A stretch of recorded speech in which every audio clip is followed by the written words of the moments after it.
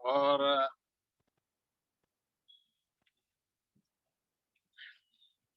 राकेश जी, नमस्कार प्रेम प्रकाश जी, नमस्कार। हाँ नमस्कार। मैं सिर्फ 2 मिनट और मैं घर पहुंचा, गाड़ी चला रहा हूँ, 2 मिनट का बस दूर रह गया हूँ मैं। जी जी, कोई बात नहीं। 2 मिनट बाद बात शुरू कर। हाँ नमस्कार प्रेम प्रकाश जी, नमस्कार। हाँ नमस्कार। ये आज का जो टॉपिक है पशुपालकों की आय बढ़ाओ अभियान के ऊपर है सारा। और मैं पहले अपने बारे में बता दूं थोड़ा सा कि मैं पिछले 37 38 साल से इस लाइन से जुड़ा हुआ हूँ। जिस दिन इंदिरा गांधी मरी थी 31 अक्टूबर 1984, उस दिन से इस काम को ज्वाइन किया था। और पशु आहार निर्माता इंडस्ट्री थी, लेकिन अब गौ सेवा में लग गया। और मैंने बड़ी कोशिश करी, पिछले 1000 साल पुरानी पशुपालन पद्धति को जिंदा किया है, कोशिश करी है। और उस वक्त के जो समय, प्राचीन समय में ना लाइटें थी, ना सड़कें थी, ना यूरिया था, ना पेस्टिसाइड था, कुछ भी नहीं था, फिर भी भारत सोने की चिड़िया था। जो कुछ था वो घरेलू सामान, आयुर्वेदिक नाड़ी या वैद्य पद्धति के ऊपर था। चाहे आदमी का हो चाहे पशुओं का हो, सब उपचार घरेलू हुआ करते थे। और खान पान भी घरेलू वस्तुओं का एक दूसरे से संबंध था। मौसम, इसमें मौसम का, विज्ञान का और घरेलू वस्तुओं की तासीर का बहुत बड़ा रोल रहा है। और आज की मॉडर्न जमाने साइंस में ये तासीर का और मौसम का कोई ख्याल नहीं है। बस जो डॉक्टरों ने लिख दिया वल ओके। आज हालत ये है कि जितने भी पशुपालक हैं, पशु ना स्वस्थ हो पा रहे हैं, ना वो खुद संतुष्ट हो पा रहे हैं। और जबकि प्राचीन काल में हकीकत ये थी कि ना तो इंडस्ट्री थी, ना कोई ऐसी मशीनरी थी, ना कोई कंप्यूटर था, फिर भी हम सब संतुष्ट थे और सब कुछ था। ऐसा क्यों हुआ? आज क्यों हमें, आज स्थिति ये है कि हमें पुरानी स्थिति की तरफ हमें लौटना पड़ेगा। हमें जो बुजुर्गों के जो पुराने जो थे, हमें उसके ऊपर ध्यान देना पड़ेगा। ये अब हमारी मजबूरी है। नहीं तो आने वाली पीढ़ियां हमारी स्वस्थ नहीं रहेंगी। हमें अपनी अपनी नहीं, अपनी तो हमने जो बीतनी थी बिता ली, लेकिन नई पीढ़ी जो है उसके स्वास्थ्य का ध्यान रखते हुए हमें जो भी है डिसीजन लेने हैं। सभी सबसे बड़ी समस्या अभी पशुपालकों की जो है, जितने भी पशुपालक हैं उनका ध्यान सिर्फ एक ही चीज पर रहता है, दूध के उत्पादन की मात्रा बढ़ाना। पशुपालन करता है, कई फैक्टर काम करते हैं, लेकिन उनका मेन फोकस जो है दूध की मात्रा के ऊपर रह रहा है। और दूध की क्वालिटी के स्तर पर दो ही चीजों पे ध्यान देते हैं और किसी चीज पर ध्यान नहीं देते। सभी पशुपालक के कई कारण से दूध उत्पादन प्रभावित होता है, जिनमें उनमें विशेष है एनर्जी युक्त पशु खुराक की कमी, मेन जो कारण आ रही है। और सरकार भी बहुत वेबिनार कर रही है, सहयोग कर रही है और बहुत चेष्टा कर रही है। आजकल तो डिपार्टमेंट भी खुल गए हैं और पशुपालन आयोग भी बन गए हैं, कामधेनु आयोग है। इस दिशा में बहुत काम कर रहे हैं और सपोर्ट हो रहा है सरकार का। और इस तरह से ही वेबिनार, अभी लोकेश जी को धन्यवाद दूंगा जिन्होंने मौका दिया इसे पूरे राष्ट्रीय स्तर पे हमें, मतलब अपने किसानों को बात कहने का। और इसमें मेन जो दूध उत्पादन की समस्या में जो आपके आती है, आपको सुनकर आश्चर्य होगा कि दूध उत्पादन में आपको सबसे बड़ा ड्रॉबैक्स, आपको माल मार्केट से उधार लाना ही आपका सबसे बड़ा ड्रॉबैक्स है। आप जब उधार लाते हो माल, तो उधार से आपको दुकानदार अपना मन मर्जी का माल देता है, मन मर्जी के भाव लेता है। इससे आपकी लागत बहुत बढ़ जाती है। ये मैंने खुद महसूस कर रहा हूँ कि 200-200 रुपए क्विंटल रेट ऊंचे लगते हैं। जबकि हकीकत है ये एक आप लोगों को भ्रम है उधार का, कि पिछले महीने का चुकाते हो फिर अगले महीने लेते हो, लेकिन कुल मिला के 1 महीने का डिपॉजिट ही तो रहा। उसके बदले में आप हर महीने 5 से 7 हजार रुपए का महीने का नुकसान उठाते हो भावों का। इस तरफ आपने कभी गौर नहीं किया किसी ने भी। दूसरा जो इसमें समस्या आती है गौपालकों की, स्वच्छ वातावरण की कमी, जिसके कारण पशुओं के शरीर पर चीचड़, परजीवी, जो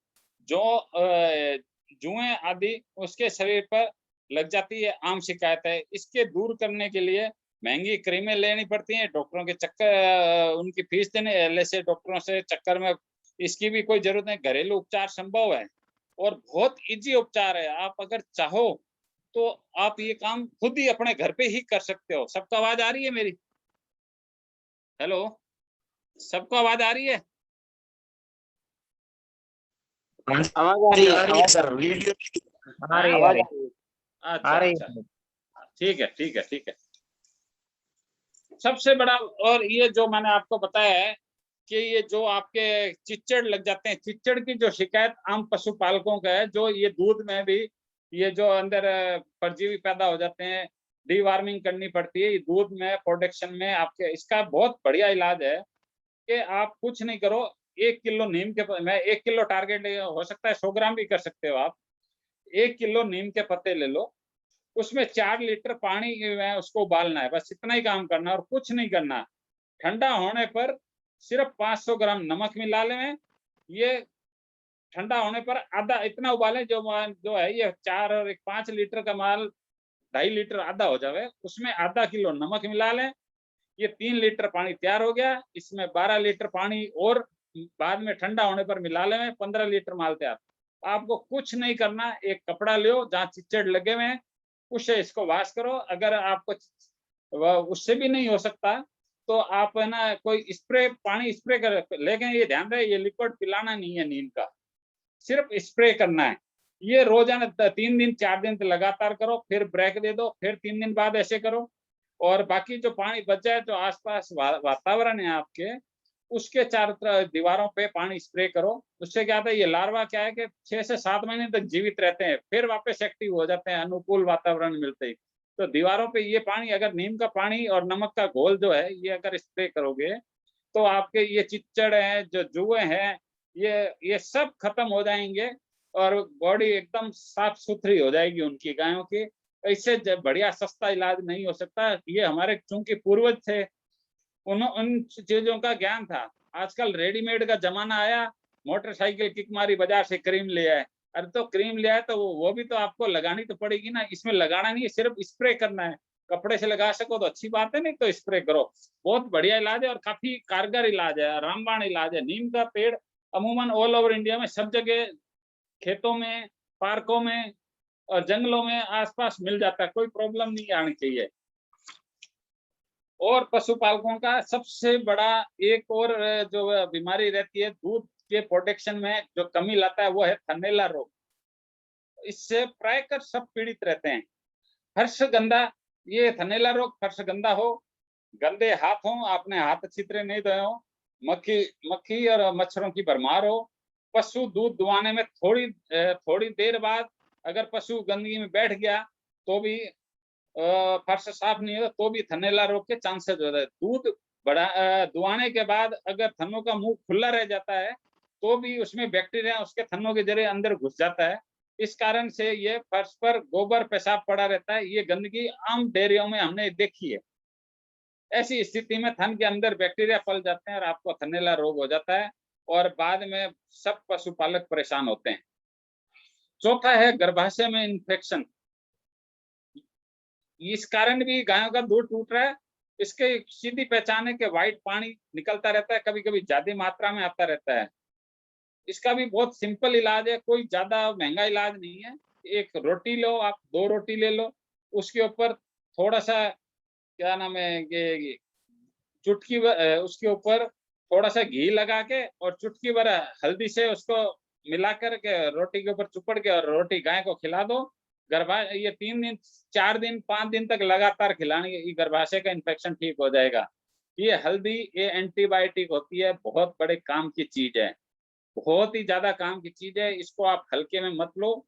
इसको है ना, हल्दी के ऊपर विशेष फोकस दें। फिर कह रहा हूँ, गर्भाशय के इन्फेक्शन के लिए जो ठीक करने के लिए रोटी लेवें, रोटी के ऊपर देसी घी लगावें, उसके बाद चुटकी भर नमक क्या वो हल्दी लगावें और उस रोटी को गायों को खिला दे 3-4 दिन, आपके गर्भाशय का इन्फेक्शन एकदम ओके हो जाएगा। बहुत सिंपल इलाज है ये, जो घर में पड़े हैं आपके, आप कर सकते हो, लेकिन कोई करना नहीं चाहता। सब डॉक्टरों के और एलएसओ के चक्कर में पड़े रहते हैं। और जबकि ये इसी कारण इस खर्चे के दबाव के कारण डेयरी वालों के जितने भी हैं सब परेशान रहते हैं और उनकी इनकम बड़ी प्रभावित होती है। एक पशुओं में मुंह के छाले की बहुत बड़ी समस्या रहती है, मुंह में छाले रहते हैं। तो आपको कुछ नहीं करना, हल्दी, नमक और सरसों का तेल का लेप मुंह पर लगावें या हल्की सी मालिश करें। इससे भी है ना, इससे क्या पशु कम खाना खाता है तो मुंह में छाले होने के, कम खुराक खाता है, इस कारण दूध टूट जाता है। अगर छाले ठीक होंगे तो दूध नहीं टूटेगा। और सबसे बड़े पशुओं में दर्द की शिकायत रहती है, पेन किलर, घास नहीं खा रहा, जुगाली नहीं कर रहा, ये भी एक समस्या रहती है। कुछ नहीं करना। दोबारा बताइए हेलो ना, मुंह हेलो। के छाले वाला दोबारा बताएं कृपया। हाँ, मुंह के छाले का इलाज है ना, वो थोड़ा सा दोबारा बताएं। नोट। हल्दी, नमक और सरसों का तेल। जी हल्दी, जी साहब, धन्यवाद। है ना, बस ये लेके इसका लेप बना करके मुंह पर लगावें, हल्की सी मालिश करते हैं, काम हो जाएगा आपका। एक पेन जी किलर पशुओं धन्यवाद। का दर्द। हाँ जी, हाँ कुछ कह रहे हो?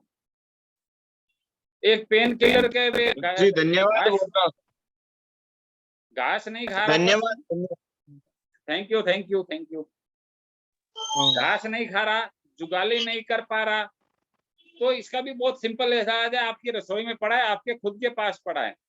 कुछ नहीं है, हल्दी ले लो थोड़ी सी, थोड़ा सा गुड़ ले लो, प्लस दूध ले लो, दूध में मिला करके और ये इनको चटवा दो गाय को। बस इतना सही काम करना है, आपके पेन किलर। और ये 4-5 दिन तक रोज करो, गायों को कभी दर्द नहीं होगा। ये पेन किलर का सबसे बढ़िया इलाज है। ये हल्दी रामबाण है। अपने बुजुर्ग आज भी अपने ये सोचो कि सब्जी में हल्दी क्यों डाली जाती है। आज तक अपने सब्जियों में कभी किसी ने गौर किया इस चीज को कि अपनी जितनी भी सब्जी बनती है उसमें हल्दी जरूर डलती है। तो ये चीजें पशुओं पर भी लागू होती है। एक बीमारी है पशुओं का जहर का नहीं गिरना, जहर का गिरना। ये इससे इसका भी एक बहुत बढ़िया इलाज है, अजवाइन से है। पशुओं को जहर गिराने में मदद करती है। इसकी क्या है कि अजवाइन की तासीर गर्म होती है। गुड़ और अजवाइन, इन दोनों को मिला करके अगर आप इनको ये क्या खिला दो तो जहर जल्दी गिर जाएगा आपके। और ये 2-3 दिन तक लगातार खिलाते रहो। पाचन सुधारने के लिए इसमें काला नमक, अजवाइन, काली मिर्च मिलाओ, तो इससे पेट के कीड़े भी मरेंगे और डाइजेशन सिस्टम भी, यानी पाचन शक्ति भी बहुत अच्छी हो जाएगी इसकी। ये इसके घरेलू उपचार हैं जो आप अगर रिकॉर्डिंग कर रहे हैं या लिख रहे हैं तो बहुत इजी है। नहीं समझ आए दोबारा पूछ लो आप, है ना। नहीं, रिकॉर्डिंग हो रही है प्रेम प्रकाश हो जी। रही है ना, ठीक है। डी वार्मिंग के लिए पेट में अगर अपने परजीवी पैदा हो गए हैं, कुछ नहीं है, नीम और हल्दी देवें, प्राकृतिक डी वार्मिंग हो जाएगी अपने आप। कान बहना, हल्दी फिटकरी का लेप लगाओ, कान बहना बंद हो जाएगा पशुओं का। फीड जितने भी आप पशु आहार बना रहे हैं, खिला रहे हैं आप अपनी तरफ से, जितने भी पशु आहार चाहे मार्केट से ला रहे हैं चाहे खुद बना रहे हैं, आप अपनी तरफ से उसमें मामूली सी हल्दी, फिटकरी, गुड़, सेंधा नमक, थोड़ा बहुत चूना जरूर डालें। तो ये आपका एक बैलेंस डाइट में मतलब आपको बहुत काम करेगा। ये आपको पशु कम से कम बीमार, अधिकांश जितने भी पशु बीमार हो रहे हैं या दूध कम हो रहा है, सिर्फ न्यूट्रिशन की प्रॉब्लम है। सभी पशुपालक क्या है कि दूध तो ज्यादा दूना चाहते हैं, खिलाना खर्चा कोई ज्यादा नहीं करना चाहता। उनकी मजबूरी ये है कि उनको दूध की कीमत नहीं मिलती। इसके ऊपर भी मैं प्रकाश डालूंगा तो आपको दूध की कीमत कैसे मिले। वास्तविकता ये है कि सभी पशुपालक आज के जो मॉडर्न युग आ गया, कंप्यूटराइज युग आ गया है, इसमें आपको अपनी आदतों को सुधारना होगा। ये आपकी मजबूरी है। अगर नहीं सुधारोगे तो ये धंधा आपको सुधार देगा कि इस धंधे से आपको तौबा करनी पड़ जाएगी। ये क्यों, कंपटीशन का जमाना है, आपको समय के अनुसार निर्णय लेने होंगे। और ये जो आपका सौभाग्य है या मेरा सौभाग्य है कि आप लोगों के समक्ष पुरानी पद्धति, बहुत सिंपल इलाज सस्ते बता रहा हूँ।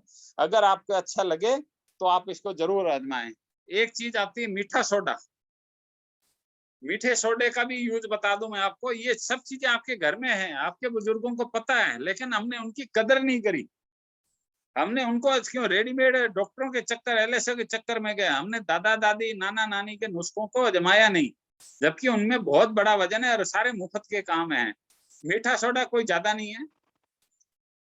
मीठा सोडा है अनाज, अनाज आपने ज्यादा खिला दिया तो उससे फाइबर कम कर दिया, तो उससे क्या होता है कि आपके रूमन में पीएच लेवल कम हो जाता है। ये क्यों होता है? अनाज बढ़ाना और फाइबर घटाने से हम लोग क्या क्या अपने कंसंट्रेट बढ़िया चीज ज्यादा खिलाने पे जोर देते हैं, जिससे क्या होता है रूमन की जो पावर है वो उसके अंदर जो पीएच 6.4 है 6.8 होना चाहिए, वो कमजोर हो जाता है। जुगाली जुगाली कमजोर हो जाती, जुगाली के कारण ही ये पछता, वो जुगाली नहीं कर पा रहा। तो हमें फिर क्या करना चाहिए, फिर समय इसका पीएच 6 से जो 0.4 से 6 8 लाने के लिए हमें है ना मीठे सोडे का सेवन करना पड़ेगा। इस बीमारी को एसिडोसिस भी बोलते हैं कई लोग, कि इसमें एसिड बढ़ने लग जाता है। खाना पीना कम कर दिया, पानी पीना कम कर दिया तो दूध नेचुरली टूटेगा। जब शरीर में पूरी खुराक नहीं जाएगी, हजम नहीं होगा, तो जाहिर है कि आपके क्या नाम है दूध में प्रोडक्शन। और सबसे बड़ी चीज है इसमें फेट भी, ये पहचान होती है शुरुआत में इसकी फेट कम होने लगती है। जैसे कि आपको इससे होगा, इसकी पहचान है कि शुरुआत में आपको फेट कम होने लग जाएगी, उसके बाद दूध टूटेगा।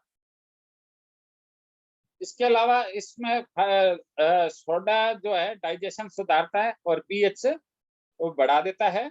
और इस कारण से अच्छा एक चीज और है कि अगर एसिडिटी होती है तो गोबर भी लूज पतला करने लग जाता है। गाय जो है गोबर पतला करने लग जाती है।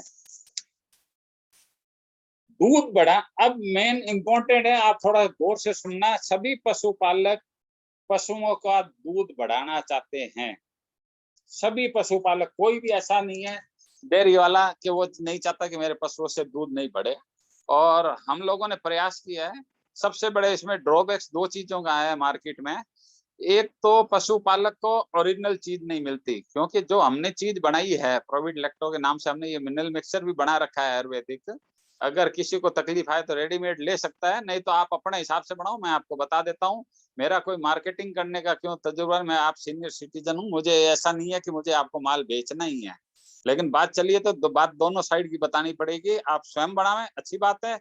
आपको प्रॉब्लम आती है तो फिर हम आपकी सेवा के लिए तैयार हैं, लेकिन वो भी नॉमिनल रेट में है। दूसरी प्रॉब्लम आती है ओरिजिनल के साथ साथ रेट की। जैसे शतावरी है, शतावरी की अगर खेतों से लेने जाओ तो आपको 150 से 200 रुपए किलो मिल जाएगी। मार्केट में लेने जाओ 300 रुपए किलो मिलेगी। और पीसी पिसाई लेने जाओ तो आप 500 से 600 700, इसका कोई नॉलेज नहीं है। और छोटी पैकिंग लो तो 1200 रुपए किलो तक रेट बैठती है। और सबसे बड़ी चीज है कि हमें पहचान नहीं है कि वो ओरिजिनल है या नहीं है। शतावरी है, अश्वगंधा है, जीवंती है, आंवला है ना। आंवला के चलम पे शक्ल से पहचान लेंगे, लेकिन जब इनके पाउडर फॉर्म में लेते हैं तो हमें इनकी पहचान नहीं होती। डुप्लीकेट इंडिया मार्केट में डटा पड़ा है। नेगेटिव मार्केट की तरफ सबका ध्यान ज्यादा चलता है कि हम शॉर्टकट तरीके से पैसे कैसे बनाएं। चाहे दूध डेयरी में भी यही हाल है कि हम शॉर्टकट तरीके से पैसे कैसे बढ़ावें, हम कैसे बचत करें, क्योंकि सब परेशान हैं। तो ये कि ये चीजें सब मार्केट में, हर चीज में, हर धंधे में डुप्लीकेसी का बहुत बड़ा रोल है। और ये डुप्लीकेट आइटम भी पशुपालकों की आय घटाते हैं। दूध की जो है, आप इसके लिए आप चाहें तो नोट कर सकते हैं। 250 ग्राम तिल ले में, 250 ग्राम जीरा लो, 250 ग्राम सौंफ लो और 250 ग्राम सौंठ। 4 आइटम है, तिल जीरा सौंफ और तिल जीरा सौंफ और सौंठ, ये सब 250 ग्राम है। इसके साथ 750 ग्राम देसी घी और 750 ग्राम गुड़, इन सबको आपस में मिला ले में। और इनके शुरू के 3 दिन इसके क्या 5 खुराकें बना ले में। एक टाइम देना है दिन में, एक दिन में एक बार ही देना है, वो भी 3 दिन लगातार, फिर 1 हफ्ते बाद 2 बार देना है। इससे आपके दूध में 100% बढ़ोतरी होगी, चाहे कुछ भी हो जाए। इसको 3 दिन के बाद फिर 2 दिन देना है, ऐसे ऐसे करते रहना। हाँ, गाय जब ज्ञापन हो जाए, गर्भवती हो जाए, तो ये फिर बिल्कुल नहीं देना, ये ध्यान रखना। ये बिल्कुल वापस आप सुन लो, दूध बढ़ाने के लिए, क्योंकि सभी पशुपालकों की जो आय बढ़ाने का ध्यान रहता है वो दूध से अदर चीजों में कम रहता है। दूध एक उनका शॉर्टकट तरीका है। तिल जीरा सौंफ और सौंठ, ये 250 ग्राम, इसमें 750 ग्राम देसी घी। देसी घी में भी अगर गाय के लिए आप यूज ले रहे हो तो भैंस का देसी घी लेना है, और अगर भैंस के लिए ले रहे हो तो गाय का देसी घी लेना है। ये ध्यान रखना, अपोजिट रखना है। और सेम हो जाए तो कोई दिक्कत नहीं, बाकी बेटर रिजल्ट अपोजिट घी से ही आता है। 750 ग्राम गुड़, इनका वो एक मिश्रण बना लो और ये इसकी 5 डाइट बना लो, 50-50 ग्राम के हिसाब से या 100-100 ग्राम के हिसाब से। 5 दिन, 3 दिन 1 हफ्ते में देना है, फिर दूसरे हफ्ते 2 दिन देना है। ज्ञापन गाय को नहीं देना। फिर आती है फेट पॉइंट बढ़ाना। पशुओं के फेट पॉइंट बढ़ाने के लिए आपको बिनोला खल खिलाते हैं अमूमन सभी लोग। अगर वो 1 किलो बिनोला खल आज की तारीख में अमूमन एवरेज रेट मानी जाए तो 33-34 रुपए किलो पड़ती है स्टेशन वाइज। कहीं हो सकता है रुपए 2 रुपए ऊपर नीचे हो, अमूमन ये पड़ती है। उसके बजाय आप 300 ग्राम साबुत बिनोला कूट कर खिलाएं, तो आपकी फैट उस खल से भी ज्यादा बढ़ेगी। तो जो बिनोला है उसकी रेट और बिनोला खल की रेट में कोई ज्यादा विशेष अंतर नहीं है, बस बशर्ते अवेलेबिलिटी हो। ये एक प्रॉब्लम है। एक सबसे बड़ी प्रॉब्लम है और है आपके एसएनएफ पॉइंट, जो मावा बनवाते हैं उनको एसएनएफ चाहिए। एसएनएफ भी घटता है, कईयों की शिकायत रहती है कि हमारे भाई एसएनएफ नहीं है। तो उसके लिए आपको एसएनएफ बढ़ाने के लिए प्रोटीन चाहिए। खुराक में वो मिलेगा आपको दालों की चूरियों से। दाल की हो गई जैसे मूंग की और चना चूरी सबसे बेस्ट रहती है प्रोटीन के लिए।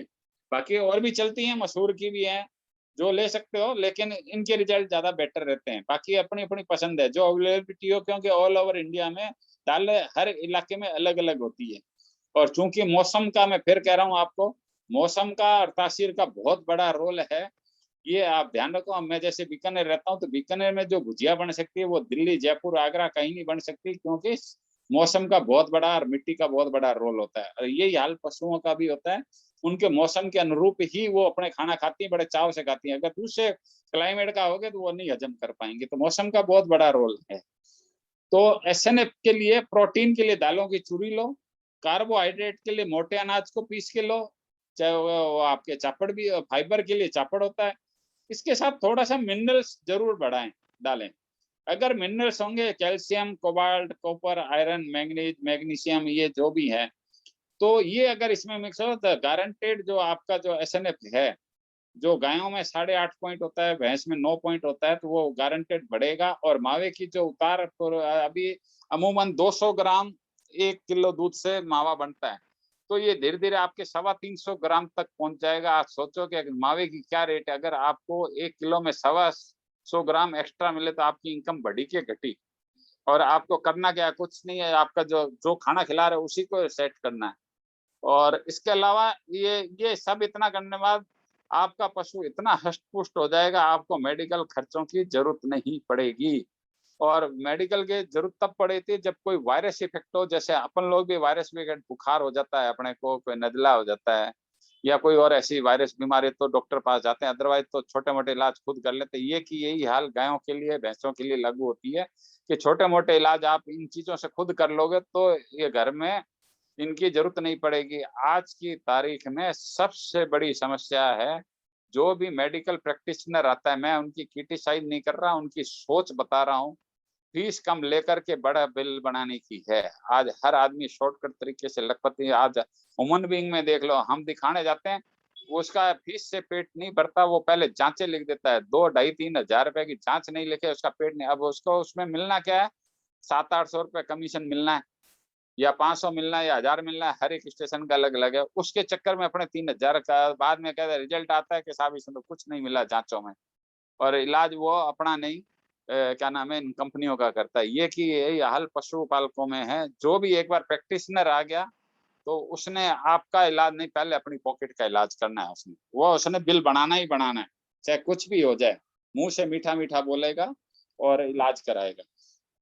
इसके अलावा हम लोगों ने दूध के वैकल्पिक तरीकों को खपत करने के बारे में नहीं सोचा। कई बार मंदी आती है, तेजी आती है, तो हमारे को इसके वैकल्पिक व्यवस्थाएं रखनी पड़ेंगी।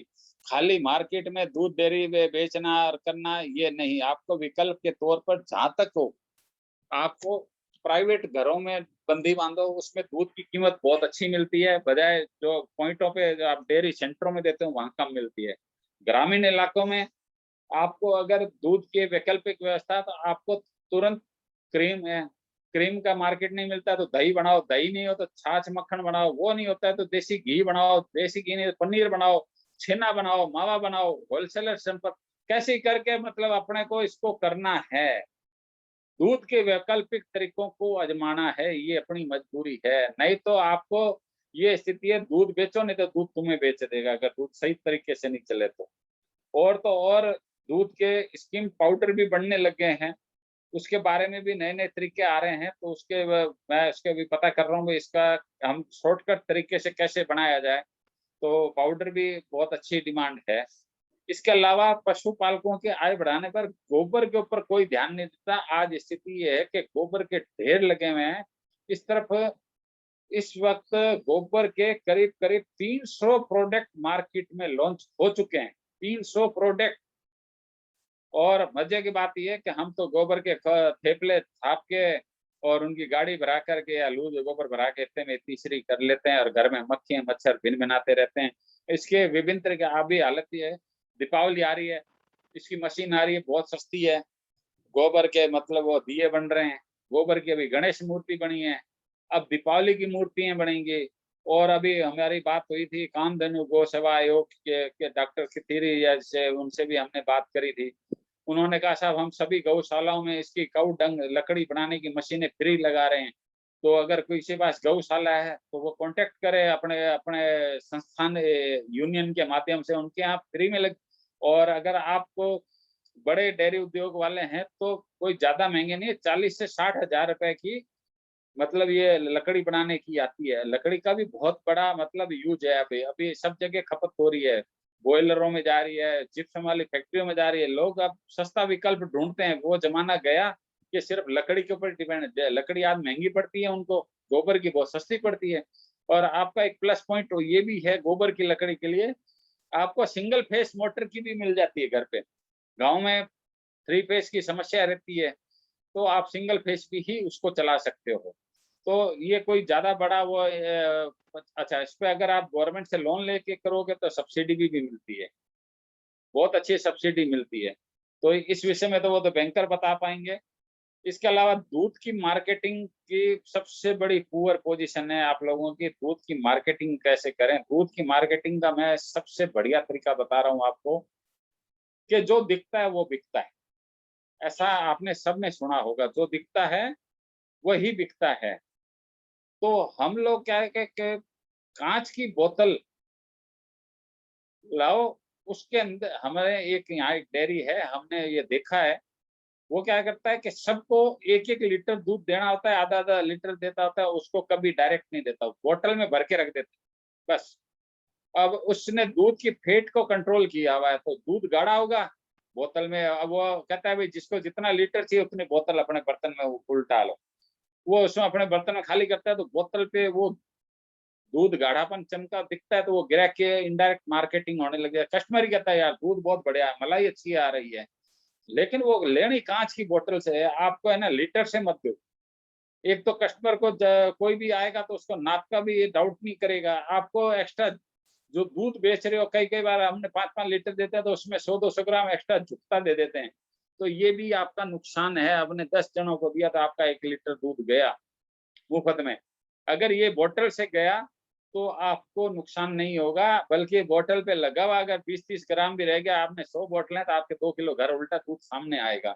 ये भी एक तरीका है, वो वेस्टेज आपने शॉर्ट रोक ली और इधर से सामने मिल गई, तो ये बूंद-बूंद घड़ा भरिष्ठता है। एक और समस्या घर में है, पिता-पुत्र में तालमेल की कमी की वजह से भी दूध गायों में टूट रहा है। ये बहुत बड़ी समस्या है, ये कड़वी सच्चाई है। आज की नई जनरेशन पुराने जो अपने माता-पिता के ख़्यालों का, व्यवहार का बिल्कुल भी कदर नहीं कर रही। अधिकांश घरों में ऐसा है। मेरा ऐसा मानना है अधिकांश घरों में है, और जिनके घरों में तालमेल है तो वेल एंड गुड, बहुत बढ़िया है। तो वो इसको अदरवाइज़ में ना लें। सबसे अगर किसी को मेरी बात बुरी लगे तो मैं सबसे पहले क्षमा प्रार्थी हूँ, क्षमा माँगता हूँ।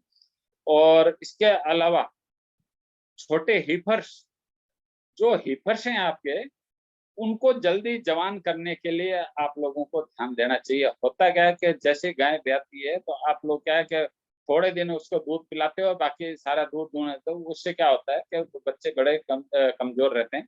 या आजकल के काफ़ी स्टार्टर भी आ गए हैं, बहुत अच्छे-अच्छे वो आ गए हैं, फीड भी आ गए हैं। नहीं हो तो आप इसके लिए आप और कुछ नहीं करो, मोटे अनाज थोड़ा-सा मिनरल मिक्सचर मिला दो, उसको हल्की-हल्की मात्रा देना शुरू कर दो, बच्चे जल्दी जवान होंगे आपके। क्योंकि अभी हालत ये है कि हम गाँव में फिरते हैं तो देखते हैं तो कहीं-कहीं 4-4 साल तक है ना जानवर 5-5 साल तक कंसीव नहीं होते।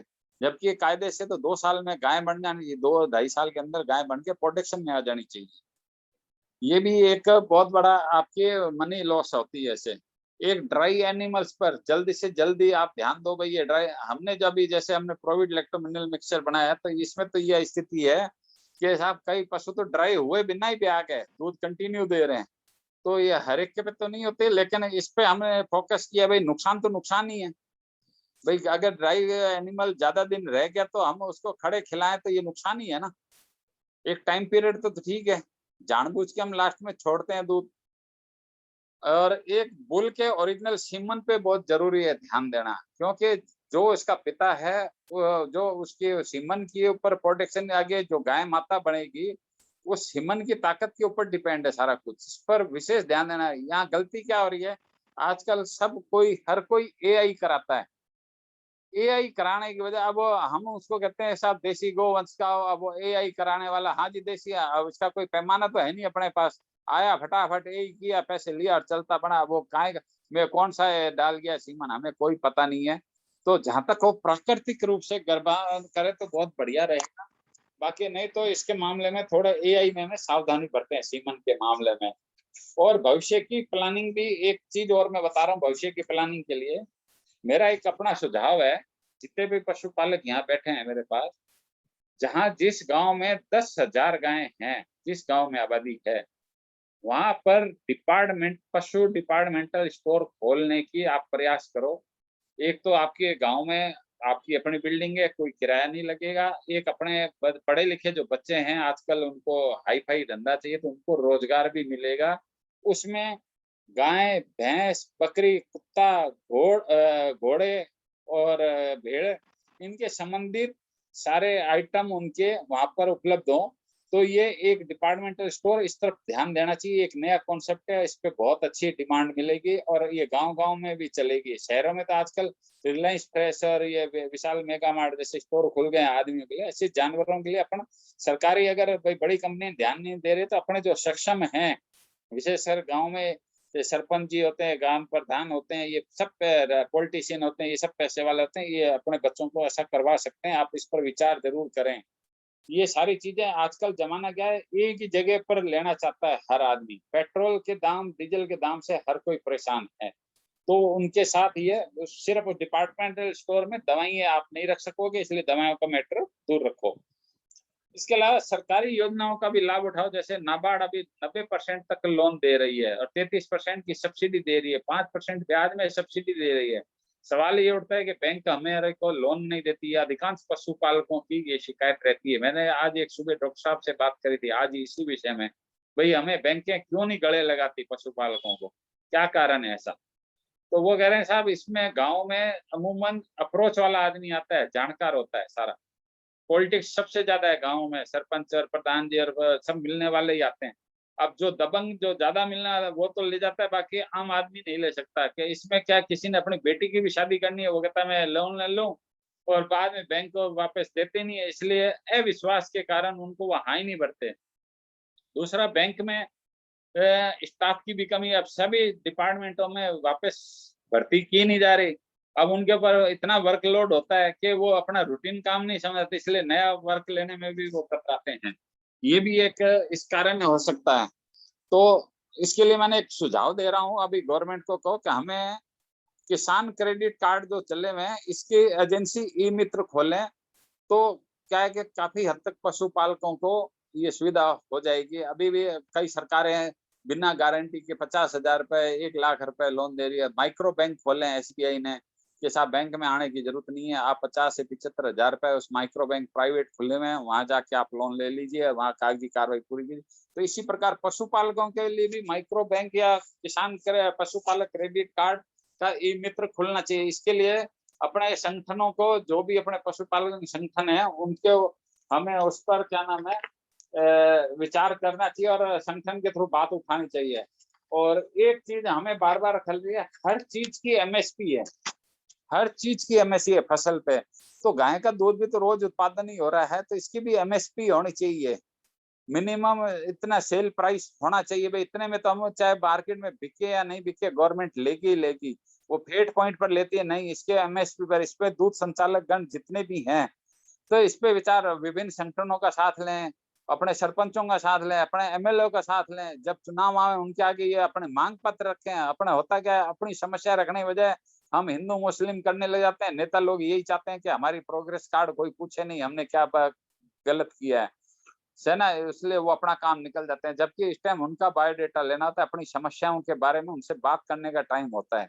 तो ये एमएसपी के बारे में भी आपके जो भी इस तरह के छोटे-बड़े चुनाव हों, तो उस टाइम ये इनसे बात रखो और ये अपनी अपनी बात जनप्रतिनिधि बन के आगे बात करेंगे।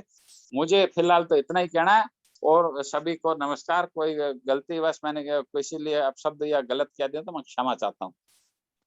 जी धन्यवाद बाबूजी, आपने बहुत सुंदर और बहुत अच्छी और सूक्ष्म जानकारियां जो बहुत अच्छे से आपने होमवर्क करके और जो भी आपका अनुभव है उसको बहुत आपने गागर में सागर की तरह भरा है। तो हम इसके आभारी हैं और सभी लोगों को मुझे लगता है कि इससे काफ़ी प्रेरणा मिलेगी और आपका मार्गदर्शन सबको मिलता रहेगा जिस तरह आपका व्यक्तित्व है। तो सभी भाइयों से आशा है कि किसी का कोई प्रश्न है तो वो पूछ सकते हैं। जी एमएल बिश्नोई जी कुछ पूछना चाहते हैं? हाँ जी, बिश्नोई जी, जी। जी। जी। हाँ बिश्नोई जी कुछ पूछना चाहते हैं? नहीं सर, वो मैंने पहले हाथ गलती से खड़ा कर दिया था, लेकिन मैं ये चाहता हूँ कि ये जो रिकॉर्डिंग है वो शेयर की जाए, तो सब साथियों से या तो पर्सनल व्हाट्सएप नंबर ले लो या फिर जैसे मैंने तो शेयर कर दिया है चैट में। जी जी जी, वैसे जिस जो आपने कर दिया है, आप इच्छुक हैं तो आपने कर दिया है, वैसे सभी को करना चाहिए और मुझे लगता है सभी हमारे ग्रुप से आए हैं और जो भाई ग्रुप से नहीं आए हैं वो कृपया अपना नंबर जरूर साझा कर दीजिए जिनको चाहिए वो भी, और जो समूह में नहीं है तो उनको भी क्या है कि हम फिर इन समूह में जोड़ लेंगे ताकि ये लगातार मीटिंगें हो रही हैं। कल पंचगव्य उत्पाद निर्माण के ऊपर भी होंगे। नमस्कार।